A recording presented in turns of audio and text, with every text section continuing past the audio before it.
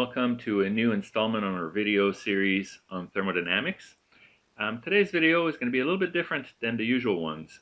We're not going to dig into the big theory of thermodynamics for gas turbines engines today very much. We'll talk a little bit about it, of course, the thermo class. But more importantly, we're going to dissect the gas turbine engine and talk about the various components that make a typical gas turbine engine. Now, this was motivated to me with in a discussion with a professional engineer, actually, who graduated many years ago, and he's not into engines. And when I talked to him about his recollections of thermodynamics and gas turbine engines, he described the components of the gas turbine engine itself this way. He said, "For me, a compressor is a little triangle on a sheet of paper with one arrow coming in and one arrow going out." And I just laughed and I thought, oh my God, this is horrible. We can't have this. You have to have a feel for what the machine looks like. And this is what this talk is going to be all about. I hope that you enjoy it. So in order to do this, I found this amazing animation online, which I'm adapting to present the various components. Now this is going to be for an aero gas turbine engines. Gas turbines are used for both aeronautics propulsion as well as power generation, even though we mostly talk about power generation. So the components are very similar to what we are dealing with in both instances, and I'll highlight some of the differences. There's a lot of commonality between both of them. So it's a great video to get us started. So let's go. Here's the intro with the references to who made the video. By all means, look them up. They're really great. So this particular engine is called a turbofan. That's because of that large propeller looking thing in the front there. And we're slowly going to start breaking things down into various pieces. The core is exactly the same as what we've talked about in class. It's made up of a compressor, a combustor, and a turbine section. And now we're going to break down each one of those sections, starting with the compressor. And the compressor is a great place to stop this video here very soon. I'll pick a good place. Notice how some of the discs are spinning and some of the blades are not. So let's stop right here and take a snapshot of that particular section, which I've done already in advance. Oh, and before we get to that, let's highlight how we've been talking about the gas turbine and how it somewhat varies a little bit with the representation in an aero application specifically. The main differences with the aero applications and the aero application, between the aero and the power production application, is that in the standard power production application, the low pressure isobar, which is this guy right there. And by the way, these isobar for an ideal gas, they should really diverge a lot more. You would notice that if you were to plot them on E's, for example. But the low pressure isobar, which is essentially atmospheric pressure in both cases, in the case of the power generation turbine, that is also the pressure that you experience at the inlet to the compressor itself. In the case of the aero gas turbine, which is what we're dealing with here, there is a diffuser at the inlet of the actual gas turbine, which is this section right here. And you notice that the diffuser is flared out a little bit, so there's an increase in cross-sectional area after the air comes in. And if you recall the general behavior from Bernoulli's equation here, or actually from conservation of mass is all you need for this particular case here, if the area increases and the density stays relatively constant, then the velocity will drop. And then from Bernoulli's equation, if the velocity drops, you know that the pressure must increase. And this is why state 1, which is where the air comes into the turbine, is at a higher pressure than atmospheric. Now, I'm going to be making references to Bernoulli throughout this video because I know you're familiar with it. Don't get too complacent with this. I'm not suggesting that Bernoulli is strictly applicable in the case of a gas turbine. There's compressibility effects that are very important in a gas turbine. However, because the relative speeds of the flow throughout the entire turbine are what we call subsonic, less than Mach 1, the qualitative behavior of the flow goes like what you're familiar with Bernoulli. In other words, velocity increases, pressure drops, and so on and so forth. The area increase, velocity drops. So things that you're familiar with from your incompressible fluid mechanics classes. But again, only for qualitative purposes. Okay, so that's what's going on here. So this first bit right there is the effect of the diffuser, and what we've got from 1 to 2 on this chart here is the contribution of the compressor into getting us to our high pressure isobar. And recall from our previous conversations that the ratio of P high to P low, P high to P infinity in this case, is the primary indicator of the overall thermal efficiency of this machine here, of this engine. So this is a very big deal here, how high you can make P high for a given P infinity. Next, there's a combustor, and we'll talk about that in more details through the video. And you'll recall that from our discussions, heat gets added at constant pressure during in a combustor, in our ideal model of the combustor of the gas turbine cycle. We're going to see that in practice it can be slightly different, but that's a good model nevertheless to quantify the performance of the machine. Next is the turbine, and just like in the diffuser / compressor stage, the turbine here's the turbine right there, only expands down to a certain pressure, and then the pressure continues to drop because now we have a converging nozzle past the turbine stage, which is therefore going to accelerate the flow and therefore drop the pressure further. That's what's going to get us from the end of the turbine, which is this isobar here at 4, to back to atmospheric pressure and accelerate the flow. And frankly, this bit right there from 4 to 5, this is the sole purpose of this machine, of the engine here, from 4 to 5. This expansion from 4 to 5 basically converts the thermal energy of the flow at 4 down to kinetic energy out of the engine at 5, and this kinetic energy is what propels the engine forward, the airplane forward, and the whole point of this machine. Okay, but back to the compressor specifically here. Here's the snapshot from the animation, and notice that there's a whole bunch of these tooth-looking discs that make up this compressor here. And we call each section of this a stage. So this would be stage 1. And this would be stage 2. Doesn't go all the way there. It's only 2 sets of vanes that make up a stage. One is a rotor vane and another one is a stator vane. So this is stage 2. Stage 3, stage 4, etc. And the series of these first 4 stages, what we call the low pressure or LP compressor. And there'll be a section of the core once the flow path tapers down to a smaller level. That would be the intermediate pressure core compressor. And then finally, what ends up giving you the final delivery pressure is what we call the high pressure compressor core.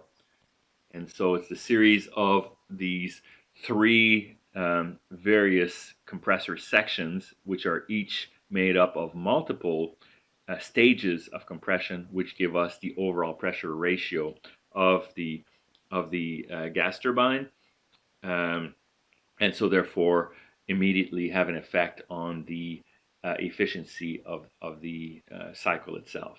All right, so how does the compressor compress the air here? I'm trying to demystify that whole triangle with one arrow coming in and one arrow coming out. Clearly this is not a triangle, right? This is a complex piece of machinery that accomplishes this, and so we're kind of demystifying or dissecting the black box here a little bit. So I took this this great illustrations here from a textbook, a wonderful textbook on gas turbine engine made by Rolls-Royce, which is one of the prime manufacturers of gas turbine engines.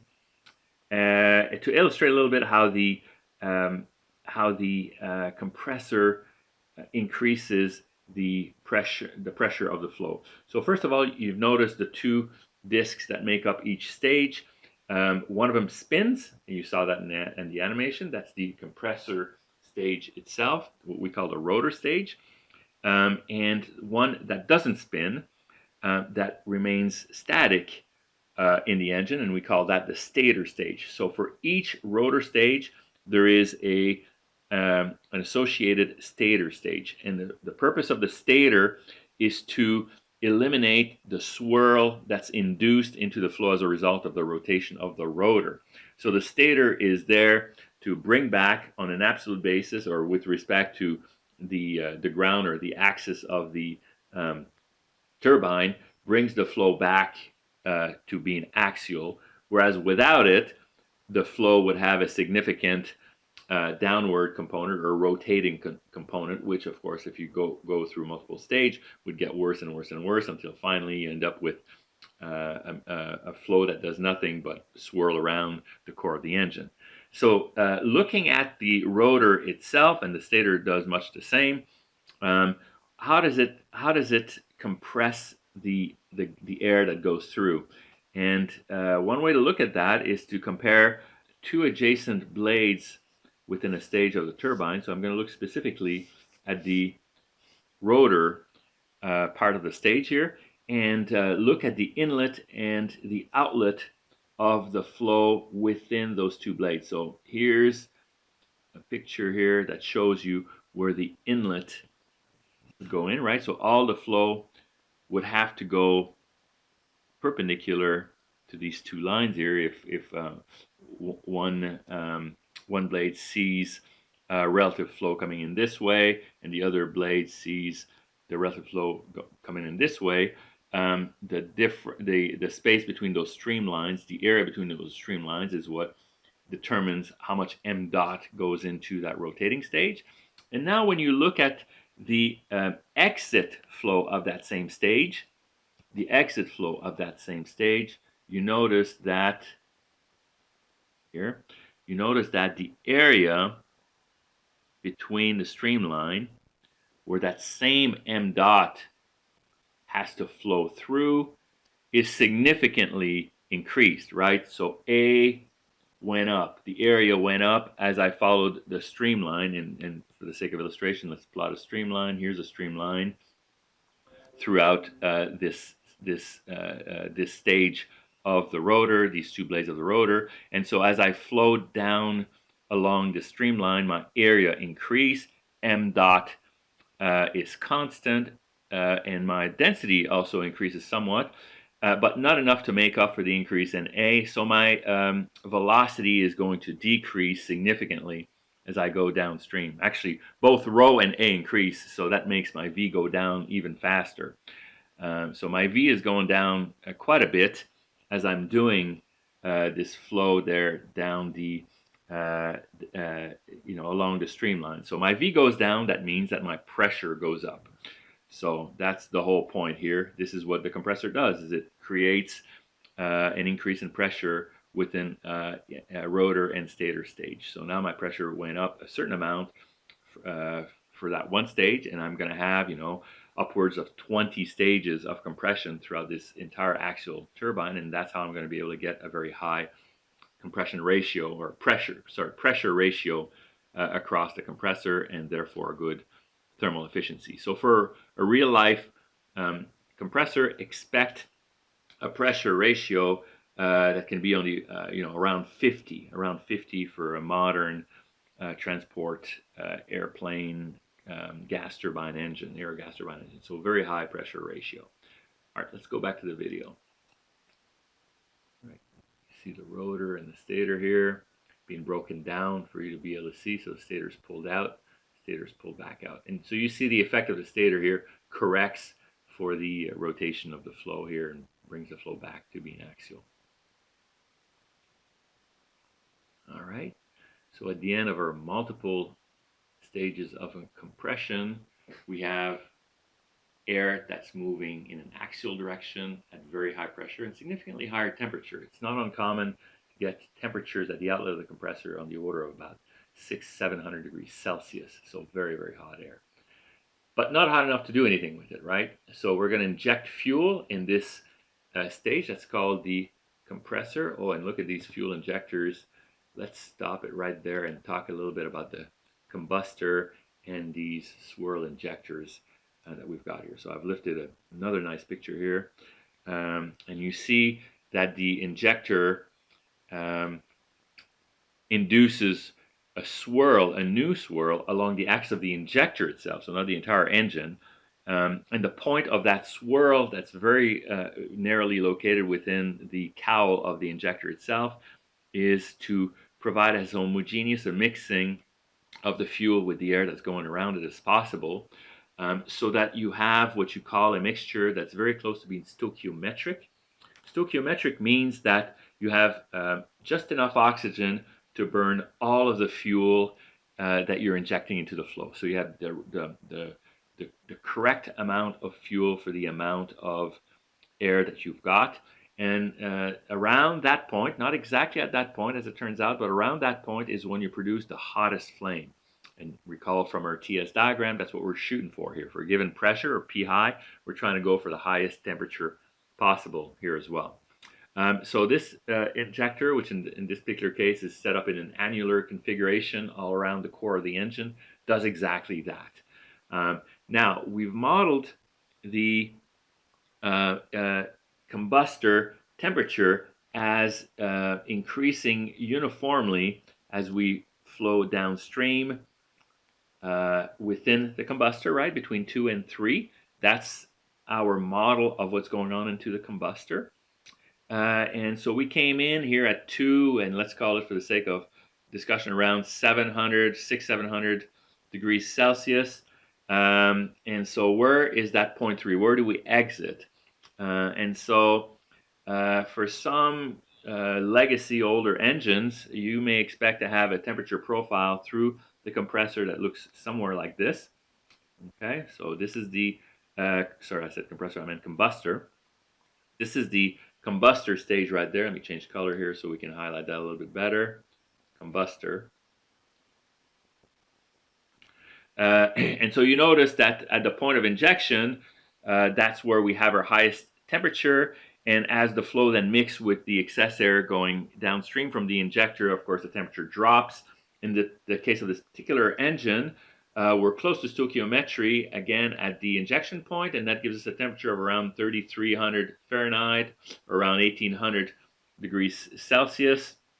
And by the time we hit the turbine, the temperature has been diluted significantly by the excess air, and now the temperature is on the order of 1,100 Celsius, around 2,000 Fahrenheit. And those numbers used to be classic numbers for engines of about a generation ago. Nowadays, however, because that high point temperature, as you know, is so important for producing a lot of work for a given level of turbines, modern transport engines are operating much higher than that, much higher temperatures than that. And we're looking at turbine inlet temperatures on the order of about 1,600 degrees Celsius.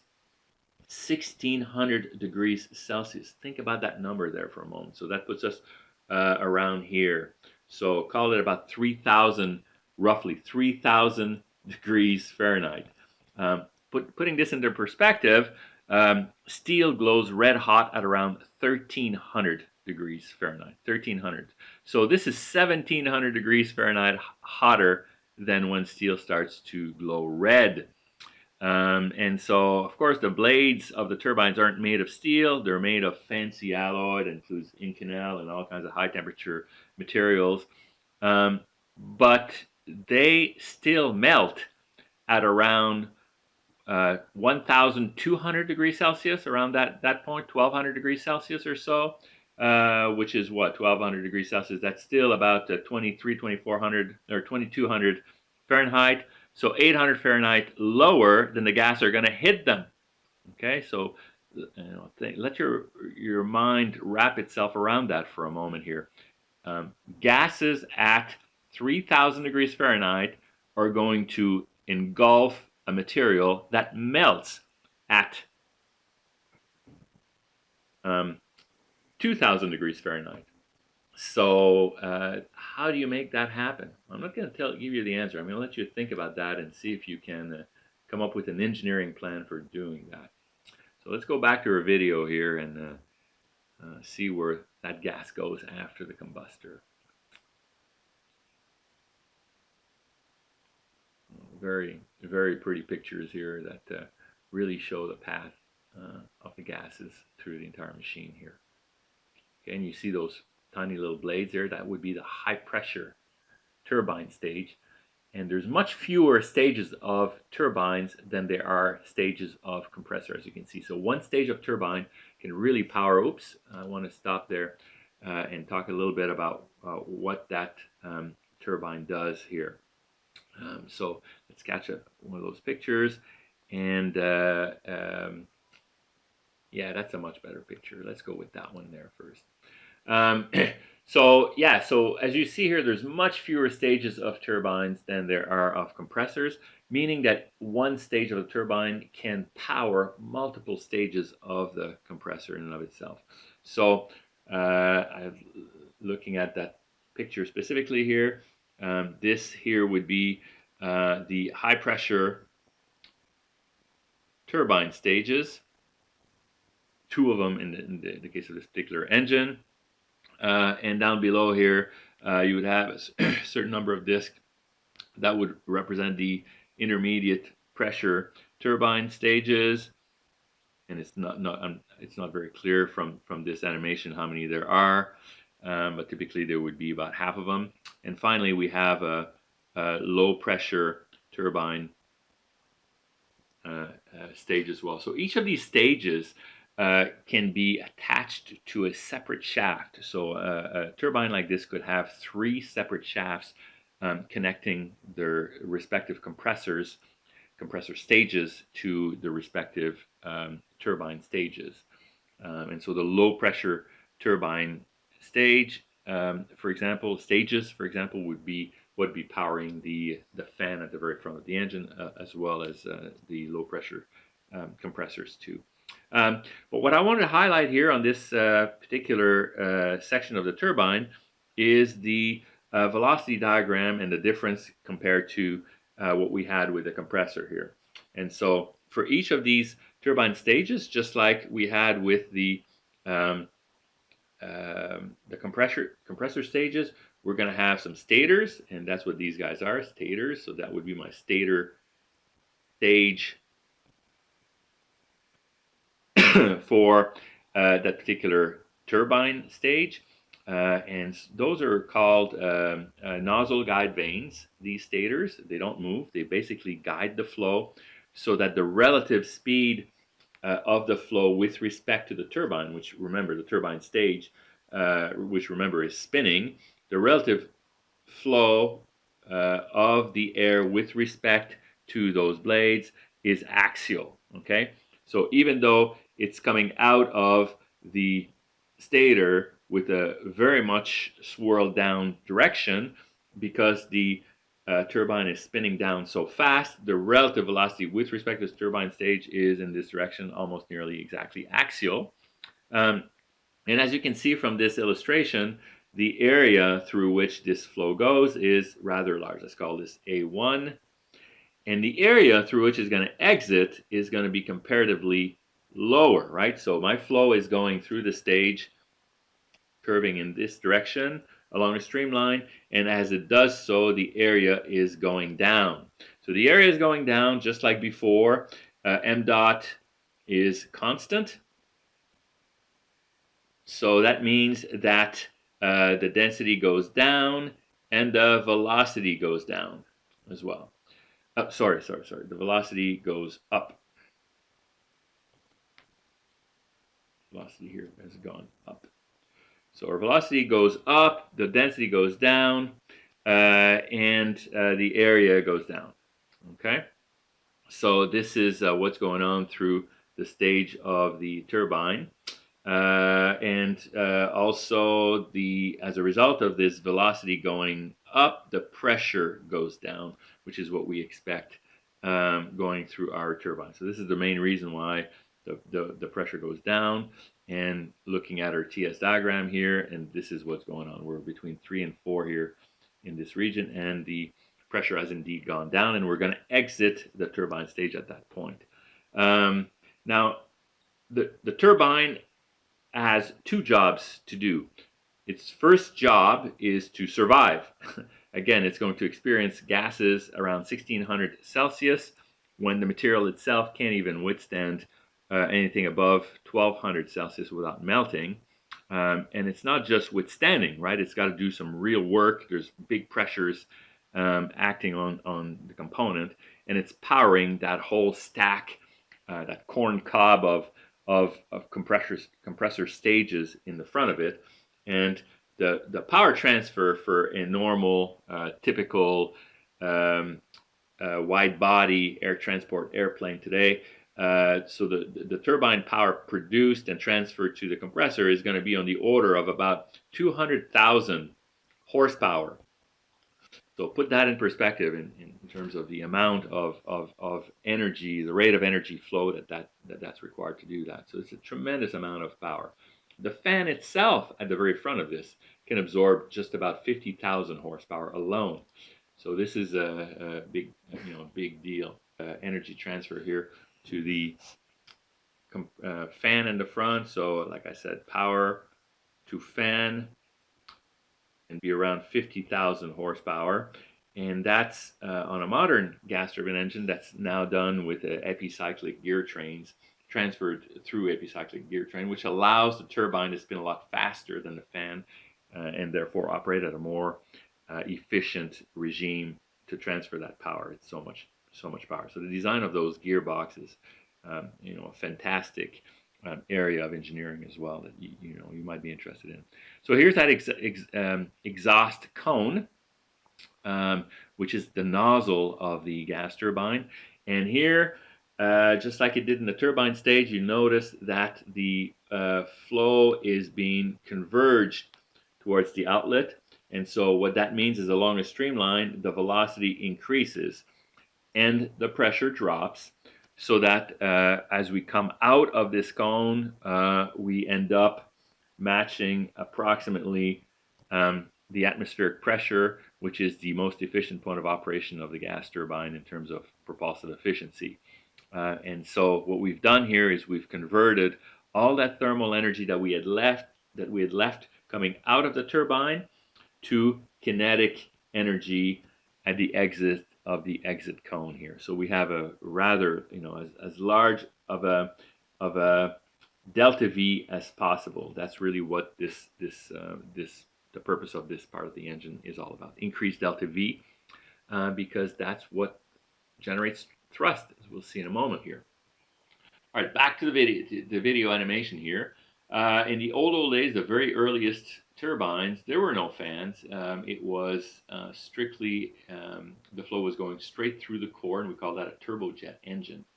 But nowadays, just about every gas turbine engine, air gas turbine engine, includes a fan in one form or another, and that's because of the intrinsic efficiency of the fan system, especially for high bypass ratios. And the bypass ratio is simply the ratio of the air that goes around the engine divided by the mass flow rate of the air that goes through the engine. And for a modern air transport airplane, you're dealing with roughly a factor of 10 for that bypass ratio. I want to stop it right there for a moment as well and take a look at that and just highlight for a moment why we have this high bypass ratio. Remember from your fluids class that the thrust goes like the mass flow rate times the change in velocity between the inlet and the outlet. Well, we've already seen how the outlet has converted a lot of the thermal energy that was left in the flow to velocity. So V2 is much, much larger than V1 to a point where, to a first cut approximation, m dot times delta V is very close to m dot times V2. And so, that would be a very crude approximation to the thrust produced by the engine. Whereas V1 is, typically would be the speed of the airplane itself. So in the old day, for a turbojet engine, the point of it would be to make V2 as high as possible. If I make V2 very, very high, of course I'm going to get high thrust, and that was the core strategy. With the high, there are some problems with this, obviously. It's very lossy to make V2 very, very high. Furthermore, it causes a lot of screeching as you generate a shear layer as that flow exits the engine, and that screech is awfully annoying when you're dealing with high population regions and high population densities, airport noise regulations, etc. That V2 is your enemy. So the modern strategy, which turns out to be better from a propulsive efficiency point of view, is instead of focusing on V2, focus on m dot. Make m dot as large as possible. And that's the main purpose of the bypass fan. The flow will go around the engine and it will push through a significant larger fraction of the flow, and therefore make m dot much, much bigger than without it. And a secondary effect of this is that it creates a buffer between the jet outflow and the bypass flow, which reduces the intensity of the shear layer and therefore reduces the noise produced by the engine. So another clever engineering trick in modern gas turbine engines. All right, let's go back to the presentation. And that pretty much concludes the major components of the air transport gas turbine. Now, I mentioned that just about every gas turbine has some level of bypass, and that includes military airplanes, of which this is a typical gas turbine. So there's some bypass ratio going on in there. So this type of engine, low bypass ratio military engine, is going to have a higher pressure ratio across the fan itself. For the air transport one, you're looking at around a pressure ratio of 2 for the fan, roughly. So for the military airplane, low bypass, you're probably looking at twice as much, so maybe up to 4 for the pressure ratio in the fan itself. But a bypass ratio that is much lower than the air transport airplane. So air transport airplane bypass ratio is around 10. For the military airplane, it'll be well below 2 for sure. We've got our last interesting feature here to talk about here. This is not one that you're going to see obviously in a power generation turbine, but one that you've seen in a lot of fighter jet movies, etc. That's the afterburner, or the augmentor component of the gas turbine, and that's what's highlighted right there. And the afterburner does a neat thing to our gas turbine cycle diagram. It takes the flow coming out of the turbine at 4, right? This is where we're at the exit of the turbine. And then it starts adding fuel to it at that pressure, which of course is going to move up and to the right on the TS diagram.